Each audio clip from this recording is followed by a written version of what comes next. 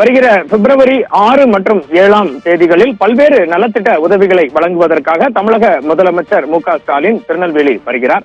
6ஆம் தேதி மதியம் திருநெல்வேலி வரும் முதல்வர் அன்று மாலை அரசு சுற்றுலா மாளிகையில் மாஞ்சோலை தோட்ட தொழிலாளர்களை சந்திப்பதாக ஊரக உள்ளாட்சித்துறை மன்னிக்கவும் ஊரக உள்ளாட்சித்துறையும் திருநெல்வேலி பொறுப்பு அமைச்சருமான கே.என். நேரு இன்று தெரிவித்துள்ளார்.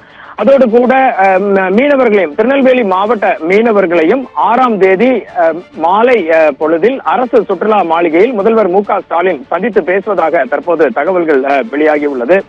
அன்று மாலையே திமுக கட்சியினருடனும் ஒரு கலந்தாய்வு கூட்டத்தினை பாளையங்கோட்டை நூற்றாண்டு மண்டபத்தில் முதல்வர் மு.க.ஸ்டாலின் கலந்து கொள்கிறார்.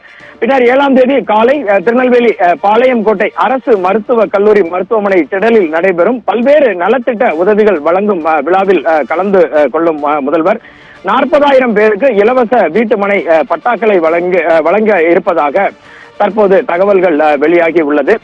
இது குறித்து கே.என். நேரு இன்று திமுகவின் முக்கிய கட்சி பிரமுகர்கள் மற்றும் தொண்டர்களுடன் ஒரு கூட்டத்தினை திருநெல்வேலியில் நடத்தினார். அந்த கூட்டத்தில் கே.என். நேரு பேசும்போது முதல்வர் மு.க.ஸ்டாலின் திருநெல்வேலி வந்து செல்லும் போது திமுகவினர் கொடுக்கும் வரவேற்பில் திருநெல்வேலியை நாம் வென்று விட்டோம் என்று கூறும் அளவிற்கு நமது வரவேற்பு இருக்க வேண்டும் என தெரிவித்தார்.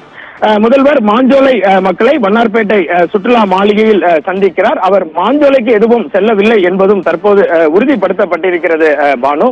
இது தவிர 3000 பேருக்கு வேலை வாய்ப்பினை வழங்கும் டாடா சோலார் நிறுவனத்தையும் சென்று முதல்வர் பார்வையிடுவதாக தற்போது தகவல்கள் வெளியாகி இருக்கிறது.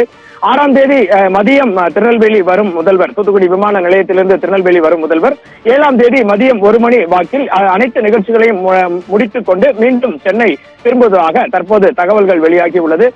முதல்வர் வருகையை ஒட்டி திருநெல்வேலி மாவட்டம் முழுவதும் திமுகவினர் மிகுந்த உற்சாகம் அடைந்திருக்கின்றனர். அரசு அதிகாரிகள் முதல்வர் வருகையை ஒட்டி பல்வேறு நிகழ்ச்சிக்கான ஏற்பாடுகளை கவனித்து வருகின்றனர் பானு. இதுவே இன்று திருநெல்வேலியில் இருக்கும் கள நிலவரம் பானு. விவரங்களுக்கு நன்றி வனராஜ்.